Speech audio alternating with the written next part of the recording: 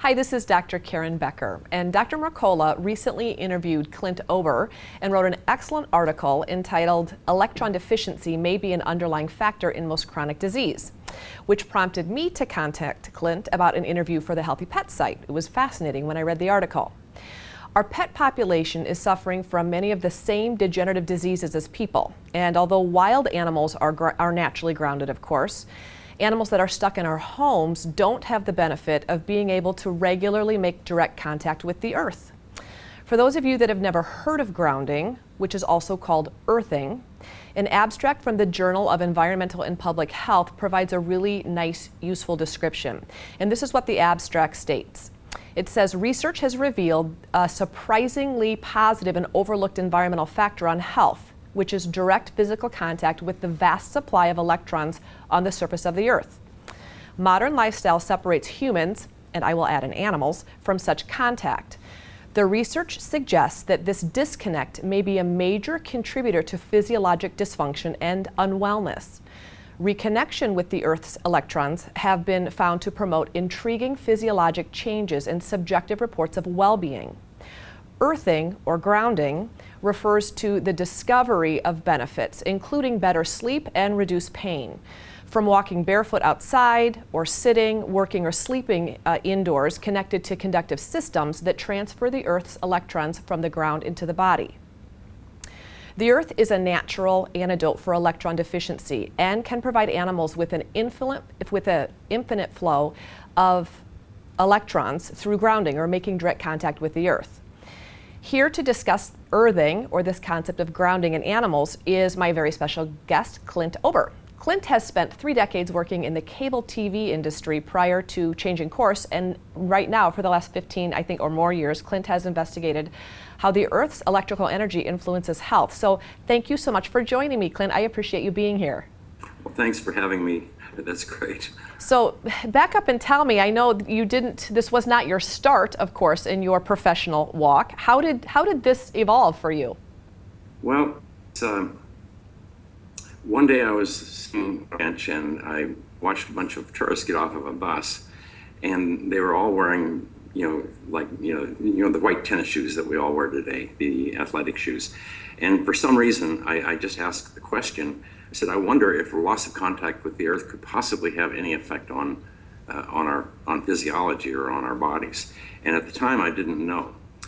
The reason I asked that question probably was because I had spent 30 years in the communications industry, and I had a working knowledge that everything, a working knowledge of ground, meaning that we had to ground everything to the earth in order to maintain electrical stability of the entire system. And so I knew that when we're grounded, that the body is conductive, and that when we put shoes on, we lose that conductivity. And that was the question. And I didn't really know. I had no idea. It was almost an intuitive type question. But that night I went home and I started playing with a voltmeter, and I realized that, wow, there really is a loss of balance between the earth and the body. And that night, in order to, try to understand what was going on, I ran a wire out the window of my bedroom, and 2 wires, in fact, one that I fed to a voltmeter and one I fed to a piece of metallized duct tape that I had laid across my bed, so I could lay on it or sit on it, touch it, and then have the voltmeter connected to the other one and validate that I was actually grounded. Well, that night when I was playing with it, trying to, just think things out a little bit, I actually fell asleep that night with the voltmeter kind of on my chest. In the morning, I woke up, the voltmeter was on my side, and I had hardly moved. So I said, wow, that's the first time I'd slept in a long time, because at the time I was 49. I'm a cowboy, really, and I spent, an avid skier, had all the pains and all the issues and back surgery. I've had every kind of pain issue you can imagine. But at that time, normally in order to go to sleep, I had to take pain pills. And in the morning, I usually had enough pain that I get up, I'd take an Advil and coffee or whatever to get going in the morning. And but anyhow, in a few days, I started demonstrating this to a couple of my friends, and one of them has severe arthritis, and after a day or so, he mentioned, he said, "Do you think this could possibly have any effect on arthritis?" I said, "No, I don't think so, but I knew that I was starting to sleep better, but then a few days later, I realized that my chronic pain had begun to subside." And so that's where everything kind of started. And then I started to do a bunch of research, and I was in Arizona at the time.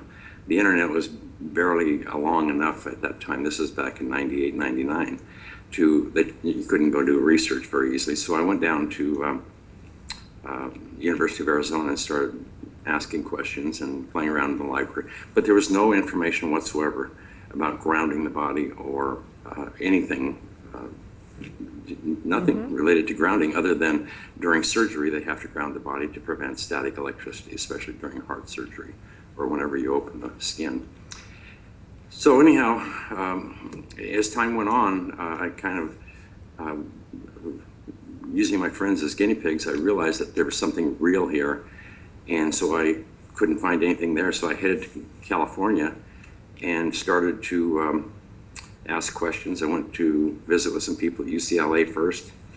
And nobody really took an interest in it. Most people thought I was nuts. One person said, "You expect me to believe that driving a nail in the ground, connecting a wire to it, and connecting it to somebody's toe is going to make them sleep better?"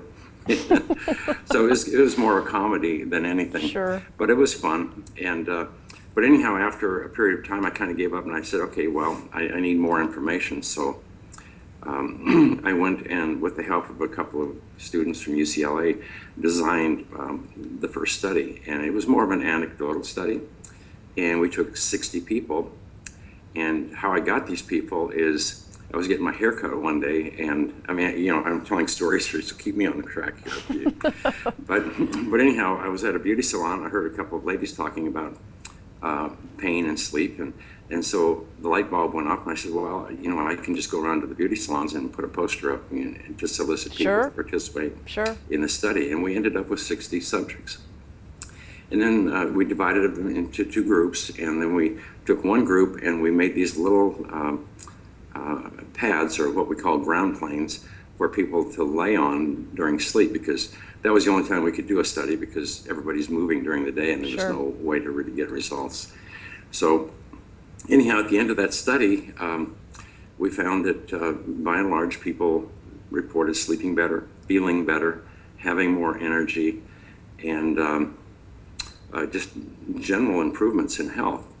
And as a result of that study, then I was able to attract the attention of a Dr. Maurice Galley, who was a retired anesthesiologist in San Diego. And he was curious, but he didn't really believe it. So anyhow, he said, "Well, let's design a study." And then what we did is we took a group of people and measured their cortisol, circadian cortisol, every 4 hours for 24 hours before grounding, then grounded them for 6 to 8 weeks, and then took the cortisol secretion profile every 4 hours for 24 hours at the end. And what we saw in the beginning is everybody's cortisol was kind of like spaghetti all over the place. But at the end of the study, all of the 24-hour circadian profiles all synchronized. And these were subjects that weren't living in the same area. They didn't know each other. So so that gave us a pretty good clue that, okay, well, we're affecting stress hormone cortisol. Yep. And so then that led to meeting Dr. Chevalier at the California Institute of Human Sciences. And he was an expert in electrophysiology and biofeedback. So the first thing we did there was, again, about 60 subjects. And we measured the normal biofeedback parameters. But the main thing that he determined at the end of the study was that as soon as you ground somebody, there's an automatic shift from a sympathetic state to a parasympathetic state. And so then we kept on going. Am I on track here? Just kind of you're doing a good job. This is and actually this is great for our readers and listeners. People that have never heard of this will, exactly like you said initially, they would end up saying, "My gosh, you mean to tell me I'm supposed to, drive a nail and hook it to myself and ground myself out. But so this will help people understand that your initial idea or premise, how you validated it, which is excellent.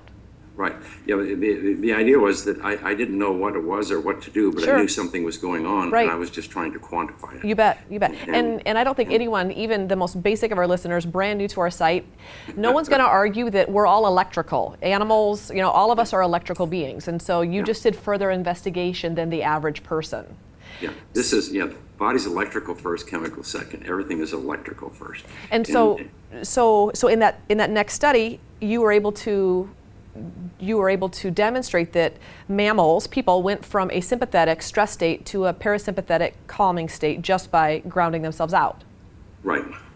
And when you're grounding, basically what you're doing is you're removing charge in the body. Yes, and that's what I want to ask you about. So pertaining to pets and people too, but the reason that it's so interesting, especially for indoor house cats, most of us that have dogs, we let our dogs go outside, and most of us don't put boots on our dogs.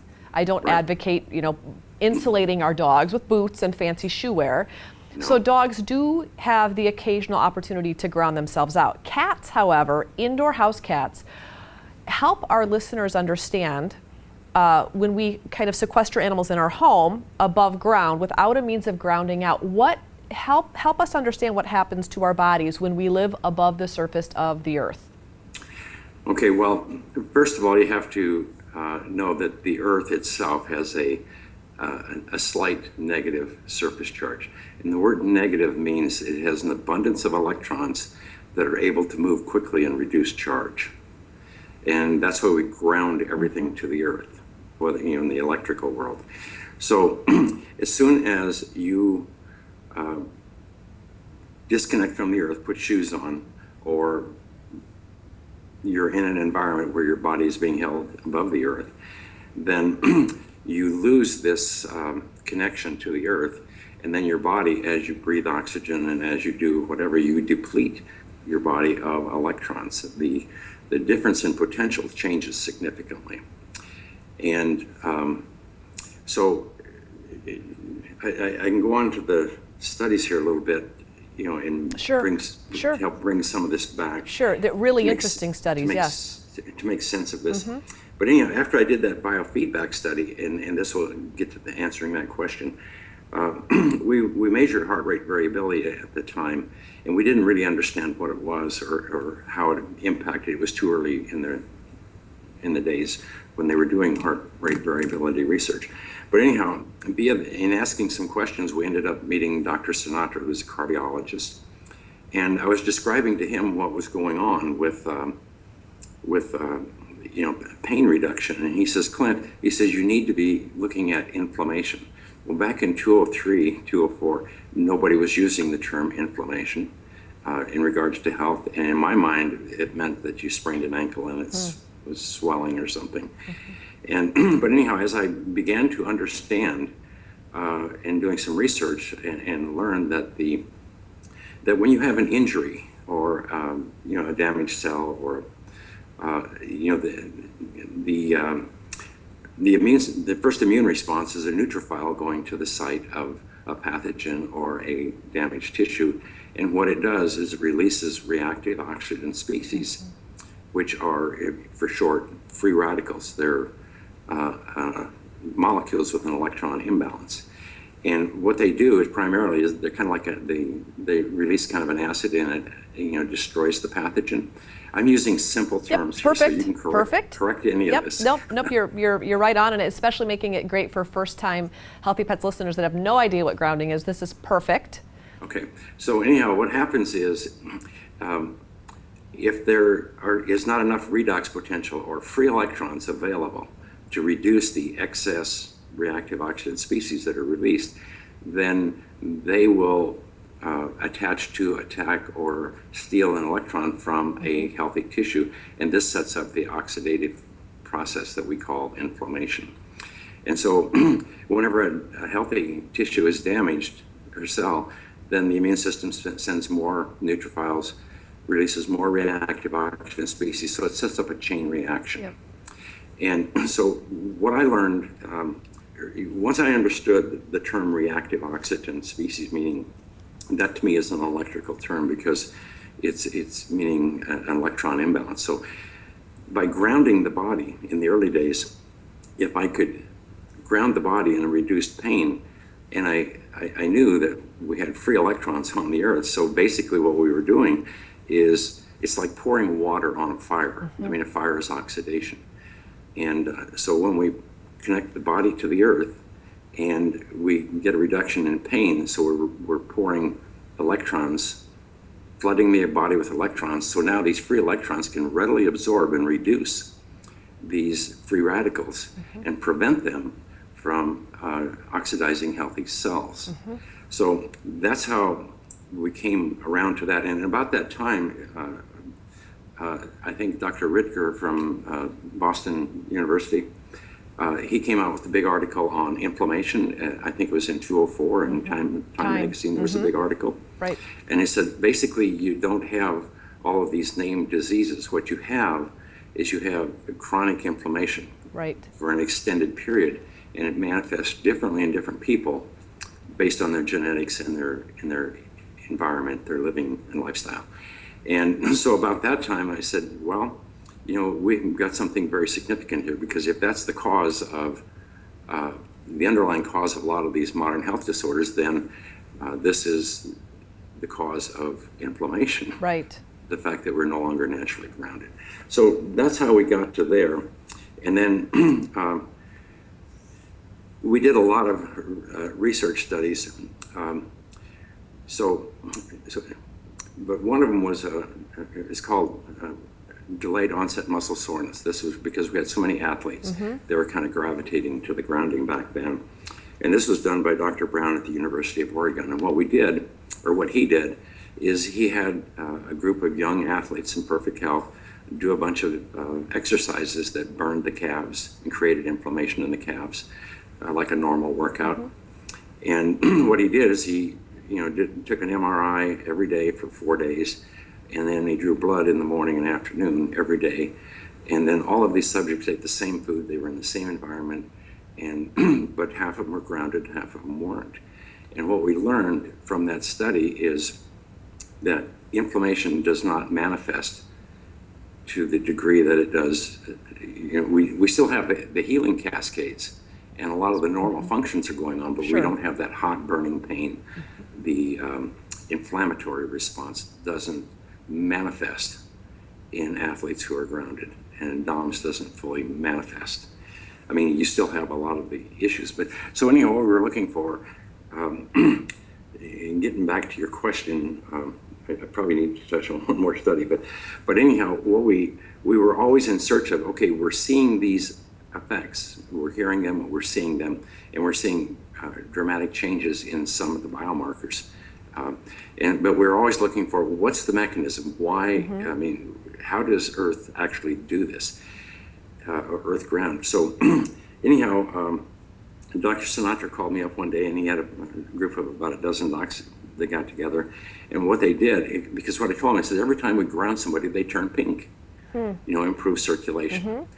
And so he said, well, come on back here. And what they did is they drew blood from everybody before grounding. And so you could see a lot of the rouleau formations and a lot of the issues going on with blood. And then we grounded everybody for 30 to 40 minutes. And then they drew blood again and looked at the blood. And before, almost everybody had some amount of rouleau formation. That's blood sticking together. He calls it sticky blood. And then afterwards, all of the blood cells separated and pushed each other apart. And so, okay, now we had something to work with, because we knew the blood was involved in all of this. So then, taking those results, we went back to California, and Dr. Chevalier, who is a physicist, and he's involved with the University of California, Irvine.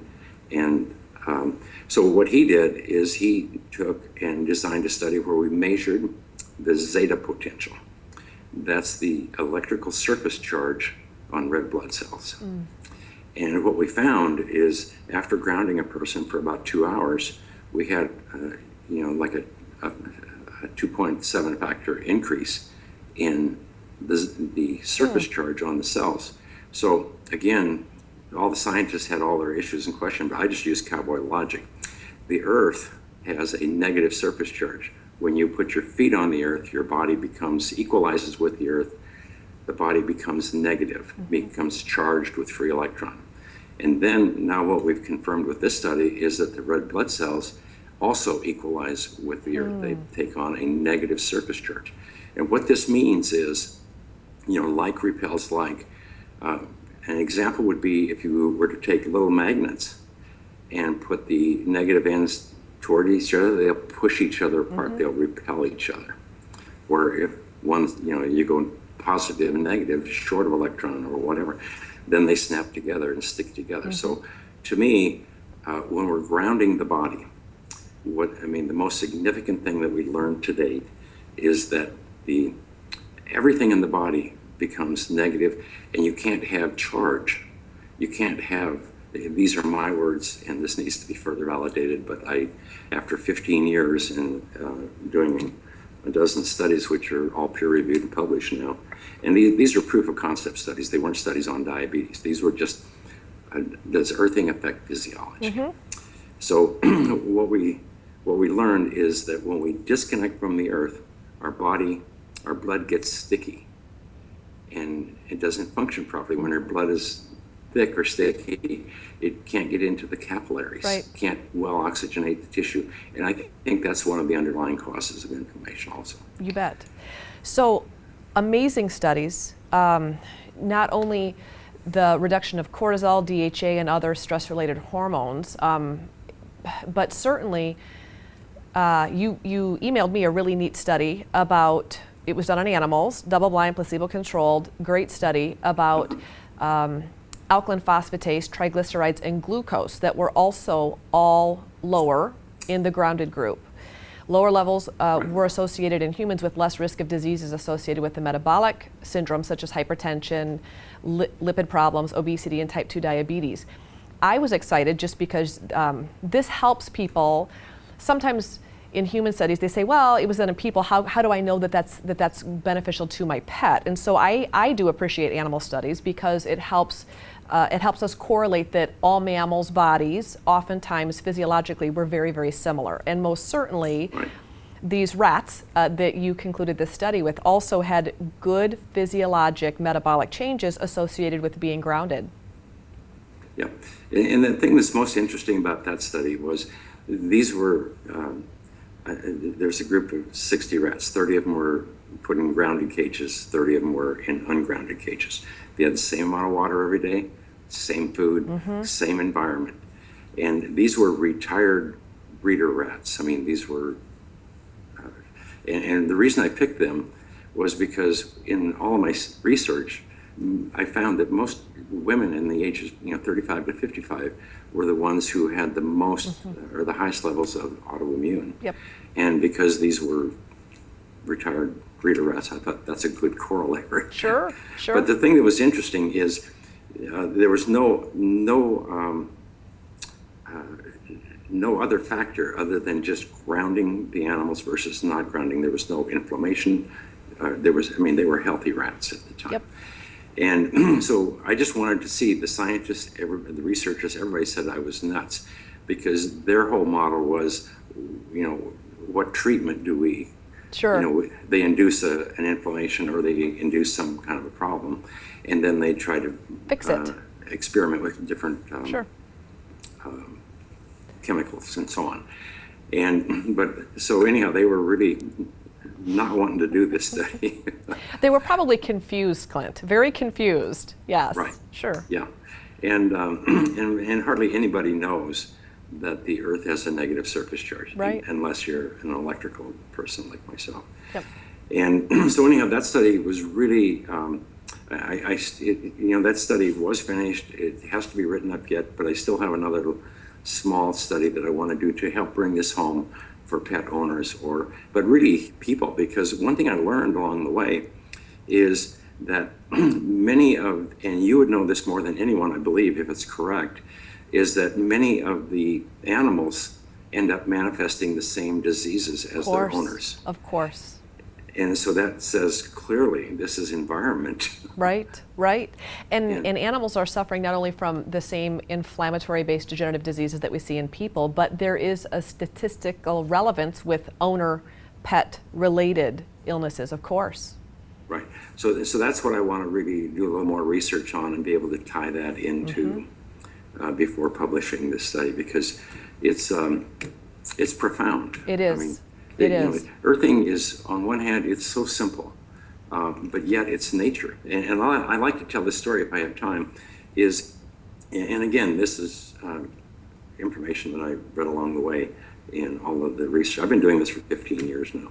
But in 1960, I recall that 90% of the visits plus to a general practitioner were for acute injury, infectious disease, childbirth. And today, 95% of all visits to a practitioner are for a stress-related health disorder, or what they call stress-related health disorder, meaning that something is interfering with the body's ability to maintain normal health. Balance, right? Balance. Yeah, and so what happened? So to me, I go back to 1960. Prior to 1960, whether it's, autism, I don't know what the numbers were, but they were 1 in 100,000, or lupus was 1 in 100,000, diabetes, and all, they were high numbers. And today, we have, I don't know the numbers exactly, but we have this parabolic curve, the growth of these autoimmune health disorders. So, and they seem to start in the late 50s and early 60s is when the curve really started. And so if you look back at what happened in 1960, the first thing we did, we invented plastics, 59, 60. First thing we did is put them on our shoes and carpeted our homes. At the same time, television was coming along. And when we were kids, I'm 69, so when we were kids, we were outdoors most of the time. Right. But as soon as television started coming along, then we started spending more time in the home. And back at that time, a lot of the women, if not the majority, I think, especially in the areas where I live, they all had gardens, and they always had their fingers in the dirt. Touching the earth, right. In the 1960s, they all were forced to go to work for corporate America in order to support our lifestyles. And so there was this big disconnect, and it happened innocently and slowly. But as time went on, today, in 1950, you couldn't get off the earth. You couldn't get ungrounded. We were barefoot or wore leather-soled shoes. Today, you can't get grounded without making a big effort. Right. And that brings up a very valid point. It's difficult for people, especially if you're in a city, literally living one on top of another. It's difficult to find a park where you can take your shoes off and just reconnect with the earth. And most certainly, if you are a dog or cat living in a big city, I have a lot of small dogs, my downtown clients, those dogs are litter box trained. So they are not ever going, they're going maybe outside on a patio, but they are not physically touching the earth. So here's my question. Obviously, what would be best is to get outside with your pets, take your shoes off, leave shoes off your dogs, and touch the earth on a consistent basis to ground yourself out. Right. If that isn't available, Clint, if that isn't an option for dogs or cats or for people, talk to me about what would plan B be in these situations? Well, first of all, I want to go back to your first statement. A lot of people say, well, I can't go for a walk or this or that, but you can find a spot somewhere where you can sit. Yep. Yes. Just stand. Sit. Yeah. The animal can sit and just stay touching the earth, for 30 minutes, an hour if you can. Because what I like to do, and keep me on track because I want to get back and answer that, is what I like to do often is when I get a chance, I like to demonstrate. If I'm giving a presentation, I like to ground everybody in the presentation if possible, so they can understand what I'm, experience what we're talking about. And the number one thing that happens with grounding, first of all, your blood is going to normalize, and then you see everybody's face turns pink. So I always tell them, look at each other before I ground them, and then I also tell them to take any pain in their body and scale it from 1 to 10. Nobody needs to know, just for them. And then what I notice is after about 30 minutes, their energy comes up, their smile comes up, their demeanor changes, they're happier, and their color comes way up. And then I present it as a beauty product. But Which is, well, there are some of those superficial benefits, but Right. but for physiologic benefits for dogs and cats in a home, Right. talk to me about what you've come up with Okay. to help out some So, of these people and pets. We have a handful of products that we've developed, and I have to tell everybody, because a lot of people say, well, you're doing this to make money, whatever. I wish. Right, but, right. But anyhow, in order to do our studies, we had to create ground planes. And a ground plane is anything from a conductive rubber mat that's 10 inches by 20 inches, or to things that have silver in them, like bed pads and so on. But we had to design those products in order to do our studies. Sure. And we had to use electrode patches and put them on the feet, or, and connect them to the earth and so on. So we developed all of these. So all of these little products They were necessary for you to complete your research. Right. Yes. So as an end result, the researchers wanted them, the Sure. subjects wanted them, people who had relatives that were in the the subject's relatives. And so this it was an accidental business. Sure. Because I was really interested, I was just curious about the effects. Sure. effects. And so anyhow, what we found is, and I have a lot of background in the electrostatic discharge industry also. And these are products that they use bracelets that employees wear when they're handling chips and software to prevent static electricity from destroying the chips, or mats and so on. So I borrowed some of the technology from that industry, and then we made them available. They're just, the simplest of all is just a mat that's 10 by 27 inches, and it's conductive, meaning it has a lot of carbon in it. It has a snap on it. You connect it to the electrical ground, the earth ground of your electrical system. And if you don't have that, then you can use a ground rod.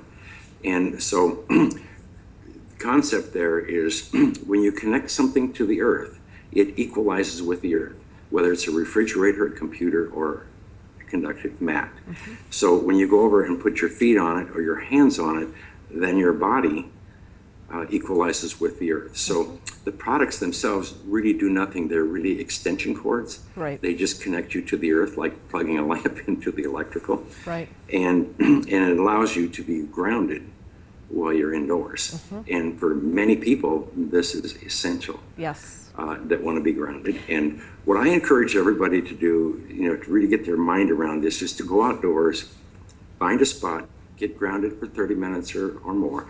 And again, just sit there if you have to, and just notice the changes in your body. Mm-hmm. And if you feel better, then continue to do more. It's not practical for most people. Our life today is a double-edged sword. We get all these creature comforts, but we lose some of the. Right. We're in a nature deficit situation. So, but anyhow, I don't push product. I mean, Sure. what I push Sure. is the science and Yes. the education. But to me, really, earthing is a statement. It's not about products. It's about if contact with the earth can have this effect on your being, your health, and your physiology, then you really have to back up. Everybody has to back up and say, what have we done to ourselves? Right. And how are we going to fix it? How are we going to fix it? I mean, it does seem just intuitively natural to assume that we are all connected. We're connected to the earth. And when we lose our Right. connectivity to the earth, a part of us starts to develop stress, emotional stress, Right. physiologic stress, I think spiritual stress. I think that we're meant to be connected to the earth. And by doing so, literally grounding ourselves out, but also connecting all of us together. When that can't happen, I was one of those people that you just mentioned, that family, friends, when Dr. Mercola several years ago started to ground himself out, I said, well, Dr. Mercola, you have to get me a pad. So I sleep on a pad, and I also have a pad on my chair every night when I write from my laptop. I sit on a pad. So here's my question for you. The only two, my kitties are indoor kitties. They do go out on the patio, but they are not by any means outdoor cats. My dogs have the luxury of being able to spend many hours a day outside. So they are naturally being able to experience earthing the way nature intended. Right. When a storm comes about, and this spring is a great example, in the Midwest we've just had torrential downpours. Right. My grounding pads are a hot ticket item in my home. So the minute that, I don't know, pets can animals can feel barometric pressure change. Some people can, I can't. My animals know when electrical storms are coming, and they start kind of vying and taking dibs on who gets the pad on the chair. And by default, if they don't get the chair pad, they all end up on my bed, because that's where my grounding pad is. On my half of the bed is where my pad is. My husband doesn't have a pad, so all of the creatures then are on my half of the bed. Why is this? Help me understand what's happening there. Well, I'll give you a theory, and the reason I know of this is because in the communication industry, we work with towers, and sometimes people will be on towers. Towers get hit by lightning. But anyhow, and then also there's lots of accidents in the electrical industry, and we know, we've learned certain things. But anyhow, when I believe why pets like to be grounded when there's storms around is because, first of all, there's a welling up of negative charge equal to the amount of positive charge in the clouds. And what happens though, if you are well grounded during a lightning strike, there's a phenomenon called flashover, meaning that the lightning takes the path of least resistance to ground. And it's going through your body has a lot of resistance. But if you are an antenna and grounded, then what happens, I believe, is the lightning may hit you, but it will flash over. Mm-hmm. I think animals maybe know this. Sure. And to validate this a little bit is a lot of the people who actually die from lightning, and there'll be a lot of issues different than this, but if you look at their situation, normally you'll see holes in the shoes. Mm-hmm. So people who are wearing shoes, if the lightning hits them, then in order to complete the path, it has to burn a hole through the rubber. Mm-hmm. And so you don't want to be wearing shoes if you are going to be hit by lightning. Right. You want to be grounded. Yes. and hope for the flashover effect. So I think animals know this. Animals know things that we don't. Yes, they do, and they're aware of things. Yes, the common sense is, of course, much to be desired. They also don't have to have double-blind, placebo-controlled studies, Clint, to prove that this is a valid modality. They'll just, you put a pad down and they just go lay on it. Yes. And certainly, all animals, instinctually, intuitively, even when you watch cows in a field or wild animals, you'll see them align themselves correctly to the Earth's magnetic fields, as well as ground themselves out when needed. Certain parts of their bodies even, they'll touch to the earth for certain physiologic benefits. And that's natural, and we don't question that. It's only humans that end up wanting to justify some of these common sense principles.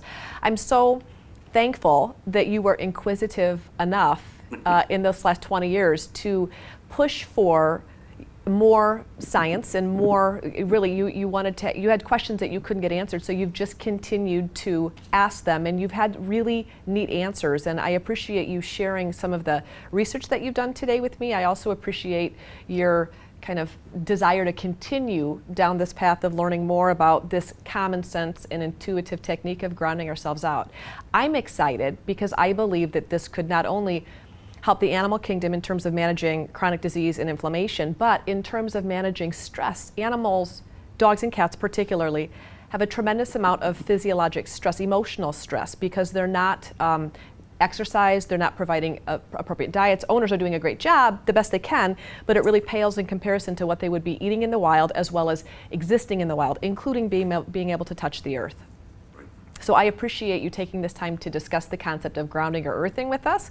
I know all of our readers will be intrigued by listening to this, and hopefully you've spurred people on enough to do their own research so they can feel comfortable providing a means of grounding out for their dogs and cats in their homes. Thanks, Clint. Thank you. It was fun. I enjoyed it.